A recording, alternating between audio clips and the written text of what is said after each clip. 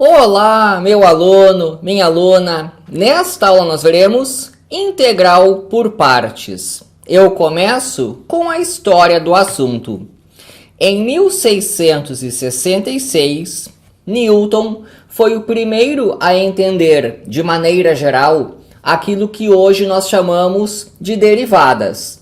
E ele escreveu apenas uma pequena carta sobre o assunto.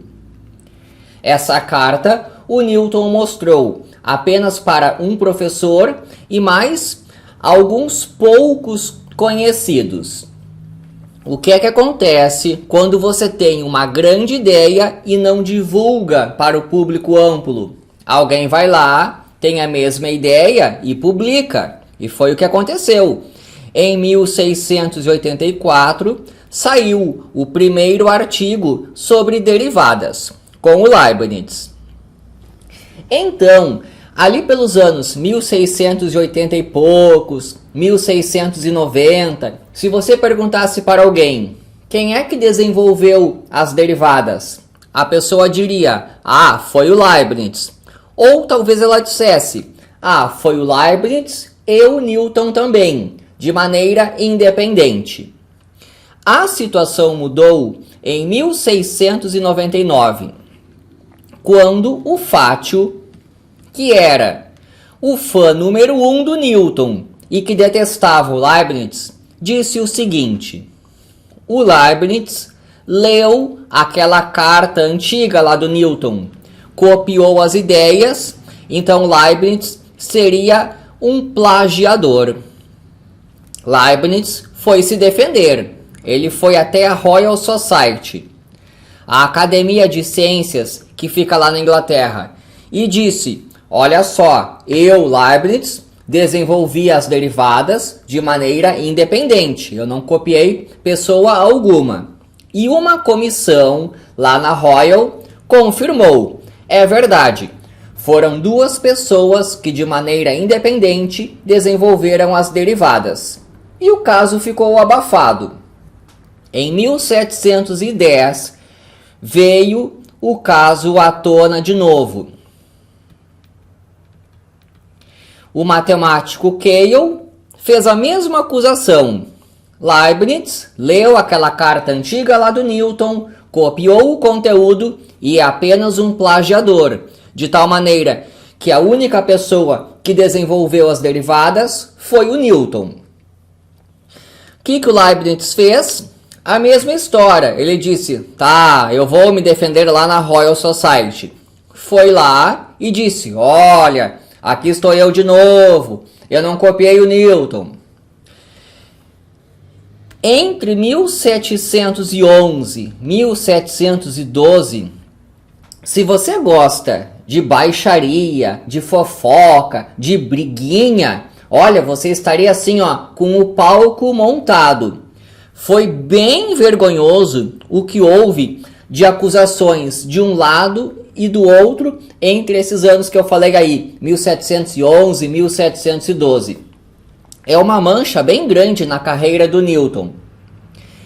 Em 1712, foi formada uma nova comissão para julgar a situação.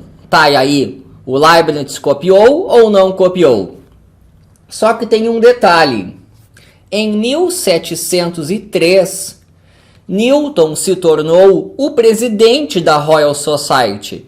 Olha a situação. O Newton seria o responsável por organizar uma comissão com o objetivo de julgar o seguinte fato. Ele, Newton, foi a única pessoa a desenvolver as derivadas ou esse crédito é de duas pessoas? É do Newton e do Leibniz? O que é que você acha que aconteceu? O Newton criou a comissão mais imparcial possível. Ele selecionou apenas aquelas pessoas intimamente ligadas a ele para julgar o fato. E olha só que estranho, né? A comissão julgou que o Leibniz foi um plagiador e apenas o Newton foi a pessoa quem desenvolveu o cálculo. Fazia parte dessa comissão, além do Keil, o Taylor. O meu objetivo é falar sobre o Taylor, um desses matemáticos que, obviamente, o Newton escolheu porque o defenderiam, dando todos os créditos apenas a ele. Mas antes de eu falar do Taylor, deixa eu apenas encerrar a história aqui. Então, naquela época, de 1712 para frente, a comunidade científica toda ficou pensando assim, ó, nossa, que feio, o Leibniz é um plagiador. E quando o Leibniz morreu em 16, ele estava assim, ó, bem em descrédito com a comunidade científica. E o Newton lá em cima, todo orgulhoso com a sua comissão totalmente forjada que ele montou.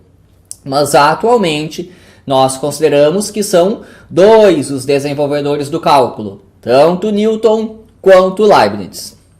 Tá, mas por que eu quero falar do Taylor? É porque foi o Taylor, se você já conhece, ele é aquele cara lá da série do Taylor. Ele publicou um trabalho em 1715. Eu fui lá, peguei o livro, abri o livro, e o que me interessa é este pedaço que eu estou deixando em destaque aqui. Livro escrito em latim com notação do Newton. É o meu inferno pessoal ler isso aí. Mas eu fui lá, peguei e achei. Aqui está, onde pela primeira vez aparece o trabalho desta aula. Foi um conteúdo desenvolvido pelo Taylor, um daqueles matemáticos que defendeu cegamente o Newton na guerra do cálculo. Bom, o que nós vamos ver é, com a nossa notação moderna, é isso aqui. Uma integração por partes.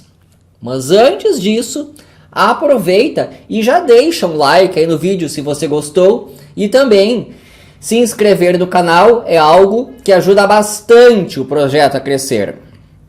Eu vou falar sobre a integral por partes, mas eu tenho que contar, não vou me conter, uma história sobre os casamentos do Taylor. O Taylor casou 2 vezes. O cara que desenvolveu a matéria que vamos aprender daqui a pouco. Primeiro casamento do Taylor. A esposa engravidou e na hora de dar à luz, morreu a esposa do Taylor e a criança. O Taylor ficou viúvo. Taylor foi lá e casou de novo. A esposa do Taylor estava grávida. O que é que você acha que aconteceu? A mulher também morreu no parto, mas a criança sobreviveu.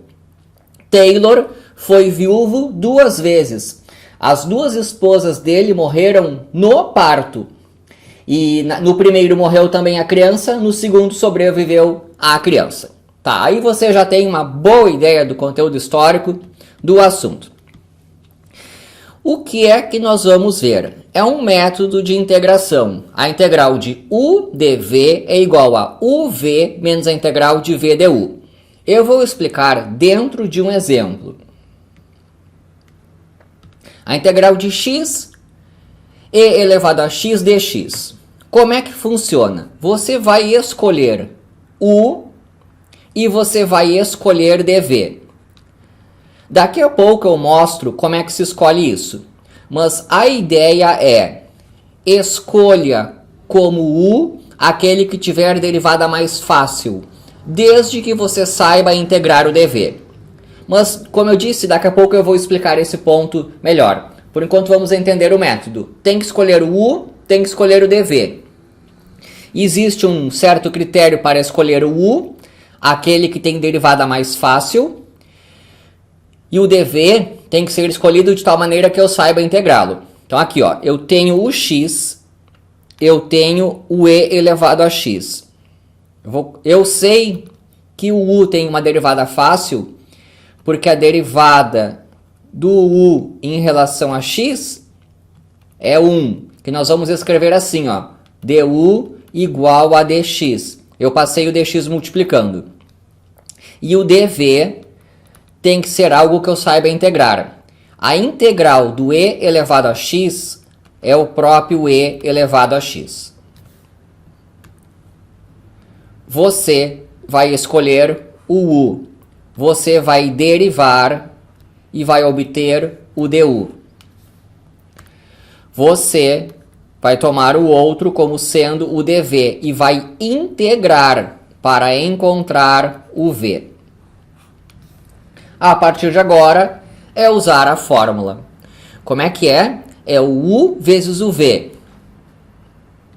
U, x, v, e elevado a x, menos a integral de v. Cadê o v? O v é o e elevado a x. Vezes du. Cadê o du? É o dx. Então, a ideia é a de que eu começo com uma integral que eu não sei fazer e eu vou trocar por outra integral que eu sei fazer. Porque olha só, olha onde é que eu caí. A integral de e elevado a x, isso aí eu sei. É o e elevado a x e mais constante. A integral de x vezes e elevado a x é x, e elevado a x, menos e elevado a x, mais constante. Tá, o que é que nós temos que discutir com mais cuidado? Como é que se faz essa escolha do u e do dv?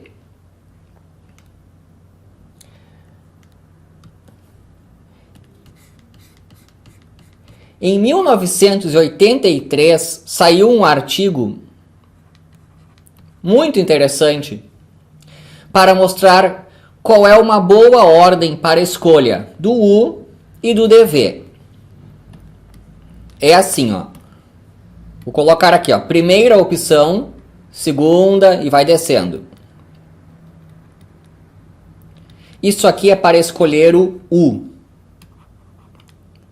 O que eu estou falando é o seguinte: tem que escolher o u e tem que escolher o dv. Caso apareça algum logaritmo, tipo ln, o log, esse aí é o u. Tá, se não aparecer isso, se aparecer alguma inversa trigonométrica, por exemplo, o arco tangente de x, então é isso que você vai escolher como u. Tá, não tem logaritmo, não tem inversa trigonométrica, mas tem uma função algébrica, tipo x elevado a 5, então isso é o u. Tá, não tem isso, mas tem uma trigonométrica, sei lá, um seno de x, então é isso que você vai escolher como u. Então existem prioridades de escolha do u. Tá, não tem nada disso. Tem uma exponencial lá embaixo, ou um 2 elevado a x. Então é isso que você vai escolher como u. Isso não dá certo sempre, mas é um bom indicativo do que é que você deve fazer. Então olha só. Vamos voltar ao exemplo ali em cima. X e e elevado a x. Tá, eu vou ver qual é o que aparece. Primeiro, logaritmo? Não. Inversa trigonométrica? Não. Algébrica? Apareceu um x. Apareceu o x? Então, esse aqui é que é o u. Olha ali o meu u igual ao x. Vamos de novo. Vou fazer mais um exemplo. X vezes ln de x. Então, agora que você tem um conhecimento um pouco maior, como é que funciona? Tem que escolher o u, tem que escolher o dv. Ideia básica. O u é o de derivada mais fácil, desde que eu saiba integrar o dv. E existe uma tabela que facilita isso. Vamos lá, primeiro lugar, logaritmo. Tem algum logaritmo ali? Tem. Ah, já na primeira opção. Então aí está o meu u. Então u é o ln de x. Eu vou olhando de cima a baixo o Liat. Liat é como aparece em muitos livros. Se aparecer o logaritmo, ele já é o u. Se não tivesse logaritmo, eu procuraria uma inversa trigonométrica. Ah, não tem. Procuraria uma algébrica. Ah, não tem. Procuraria uma trigonométrica. Ah, não tem. Procuraria a exponencial. O que é que eu faço com o u? De maneira mais direta, eu vou colocar assim, ó. Eu derivo. A derivada do ln de x é 1 sobre x. O u você escolhe e deriva. O dv aqui, ó, ficou sobrando o x dx. E esse eu integro a integral de x ao quadrado sobre 2. Eu escolho o u e derivo o u. Eu escolho o dv e integro esse dv. Agora é a fórmula. A integral de Bom, como estamos aprendendo, é isso aqui, ó.